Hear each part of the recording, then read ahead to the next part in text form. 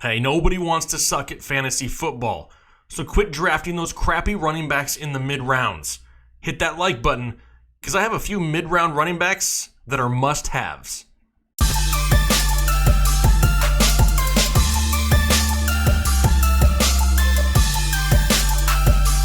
What is going on, Headliner Nation? Jake, Fantasy Headliners. Welcome back to the Draft.com studios, where today we're talking about mid-round running backs that are must-haves. Guys that we need to have on our fantasy football roster here in 2019 to greatly improve our chances at winning a fantasy football championship, because that's what we're all here for, to win fantasy football matchups. Now, before I get into this list, I have a challenge for you, YouTube. I have a challenge for Headliner Nation. I want to show YouTube how powerful this community is, how positive it is, and how energetic and involved it is. We're not just a number on a screen. We are a group of people that are passionate about fantasy football. So here's my challenge to you. Can this video get 1,000 likes on it? It's happened before. We had a video just over a week ago get 1,000 likes on it, so I know it's doable. But here's what we're going to do. If this video can go over 1,000 likes, once it does, I will pick 3 random people from the comment section and give them a free 2019 fantasy football draft guide that's due to be out on June 30th. But I want to sweeten the pot a little bit more. I also will say, if this video can go over 1,000 likes, I will start a giveaway to give away an autographed Melvin Gordon Chargers jersey that you see hanging behind me. That will happen as soon as we cross that 1,000 like mark. Now, in order to be eligible to win these draft guides, you have to leave a comment down below. I'm going to pick 3 random comments, and that's how we did it about a week ago. Worked out great. So leave a comment down below. Doesn't matter what it is. Just say, hey, I'm here for the free draft guide. If that's all you want to put. If you want to comment about the video, leave a comment about a player, whatever it is you want to do, make sure you put it down in that comment section. That's how you'll be eligible to win your free 2019 draft guide, because trust me, we're going to go over 1,000 likes. But I challenge you, let's see how fast we can do it. Let's show YouTube how strong of a community we are. Now, before talking about anything else, let's talk about a few mid-round running backs that are must-haves in 2019. Big game James White is going to be number 1 on our list here. Don't forget about James White on draft day just because his name's not very sexy, just because he doesn't get a lot of carries. Don't discount James White. Right now, he's a 5th round ADP. And last season, he finished as running back 7 in PPR leagues. Heck, in a lot of leagues, he went undrafted. He was a league winner for a lot of people. Ended up with 123 targets, 87 receptions, 751 yards receiving, and 7 touchdowns through the air. He also added in 94 carries for 425 yards and 5 touchdowns on the ground. He finished 2nd in targets, 2nd in receiving yards, 3rd in receptions, and 8th in total touchdowns among all NFL running backs in 2018. Now, he'll never be the type of running back with a lot of carries, but when he does carry the ball, he's going to be benefiting from having the best offensive line in 2019 to run behind. Last season, he averaged 4.5 yards per carry, and he hasn't lost a fumble in his career yet. 455 total touches in which he has yet to fumble the ball. Now, he did benefit some last year from injuries. We know Sony Michel missed time, Rex Burkhead missed time, but that's not where we're making our money with James White. He led all Patriots in targets with 123. Now, there's no more Gronk. There's no more Chris Hogan. Possibly no more Josh Gordon. That right there is 195 targets that could be available. They don't have a new threat at tight end. I mean, Matt Lacoste is their starting tight end as of right now, and most of you have probably never heard of him. They drafted N'Keal Harry, who, in my opinion, was the best wide receiver in the draft. But is he going to come out week 1 and just absolutely dominate? It could take him a few weeks to develop. Tom Brady is on record already talking about how great James White is and how throughout the season you can just tell that they're on the same page. He is not a one-hit wonder. He's been doing this for years. Don't forget that he should have been the Super Bowl MVP back in 2017 when he had 14 receptions and 3 touchdowns in the Super Bowl. I know the Falcons fans remember. You remember. Come on, you remember. You just can't count out James White. Currently, in the 5th rounds of your fantasy football drafts, he is a great pickup. He's not going to be sexy. He's not going to touch the ball a ton. He's not going to go out and get you 20 carries. But what is he going to do? He's going to be one of the top targets in a Tom Brady offense that's going to need weapons. Love James White still. Again, this year, he is a solid running back 2 in PPR leagues with huge upside. Like I said, he finished inside the top 10 last year. don't discount James White. Number 2 on the list is going to be Tarik Cohen, running back of the Chicago Bears. Now, don't get me wrong. Dude is like the size of my 11-year-old son. I get it. But where he lacks size, he makes up for it in speed and heart. The guy is always playing hard on the field. And despite Chicago drafting David Montgomery, Tarik Cohen's still going to have a big part in this passing offense, this offense that's led by Matt Nagy. I know Mike Davis is there also, but Tarik Cohen kind of has his own niche built into this offense. Now, despite only averaging 10.6 total touches per game, that's 10 total touches a game, he finished as running back 11 in PPR leagues in 2018. You don't need him to go out there and get you 20 touches a game because he can produce with only 10. He finished 6th in targets, 6th in receptions, and 3rd in receiving yards among all NFL running backs. And despite having less than 100 carries on the season, he still posted 9 carries that were over 15 plus yards, and he averaged 10.2 yards per reception. If you're in a league that rewards kick or punt return yards, he can help you out there also by returning punts. He was named to the Pro Bowl and was voted first team All-Pro in 2018. He's easily a weekly flex start for a team that will enter 2019 with the easiest strength of schedule among all running backs. Consider him like the diet version of James White. Not quite on that level yet, not quite as involved in that offense as James White is, but Tarik Cohen is going to be that same type of role here for the Chicago Bears, and he'll be a great safety valve for Mitch Trubisky, especially on passing downs.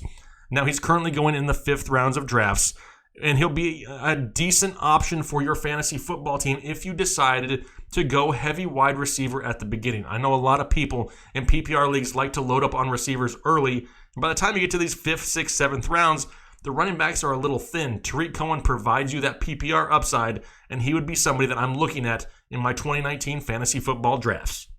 Number 3 is going to be Tevin Coleman, running back of the San Francisco 49ers, and this may have a few people out there scratching their head. They may not agree with this one, but let's look at some of the facts before we just discount Tevin Coleman.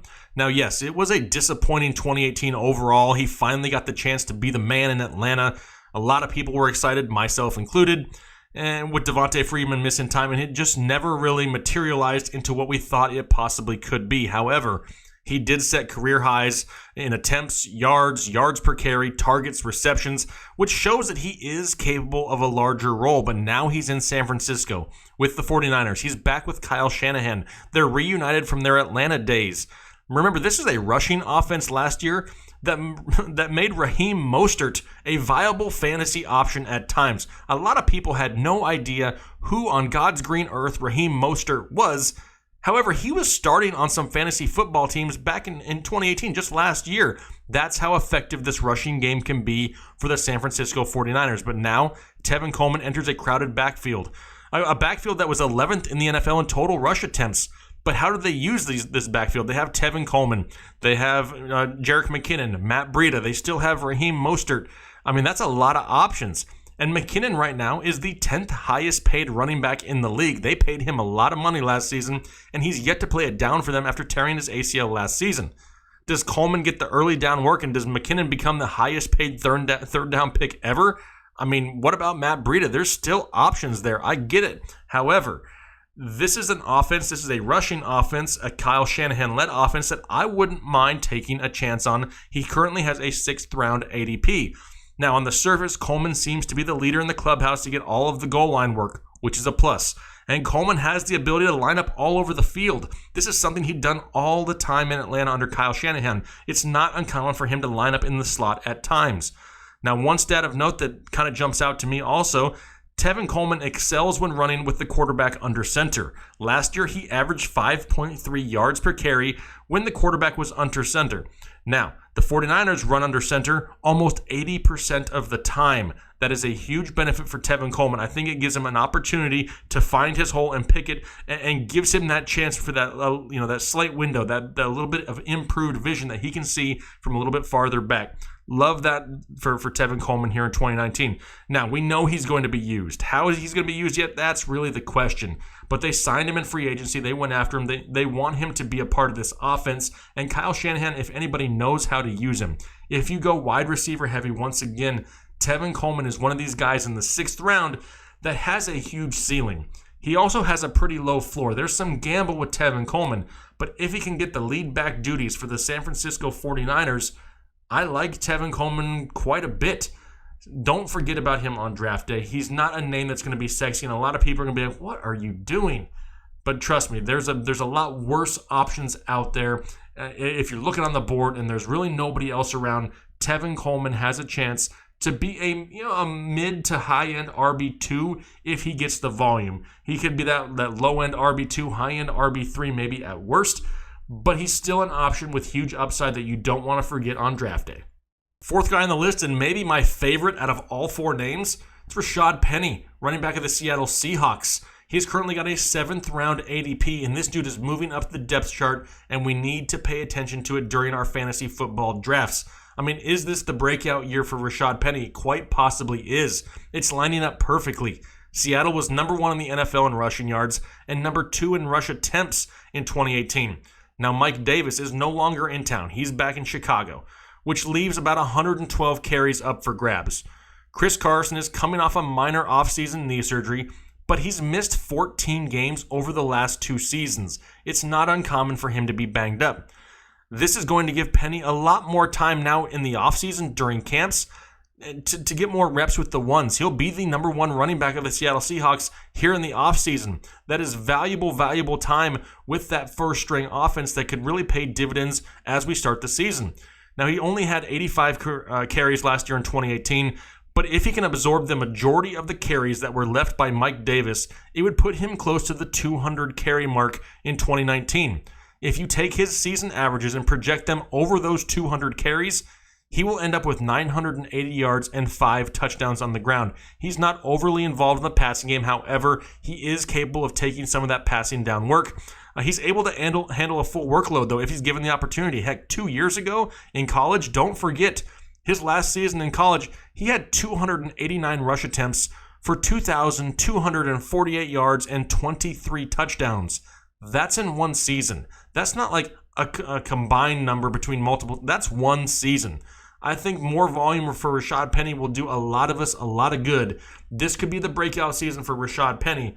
I don't care if I need a running back or not. If I'm in the 7th round, I'm taking Rashad Penny and gambling a little bit because this guy could be a total lottery ticket for your fantasy football team here in 2019.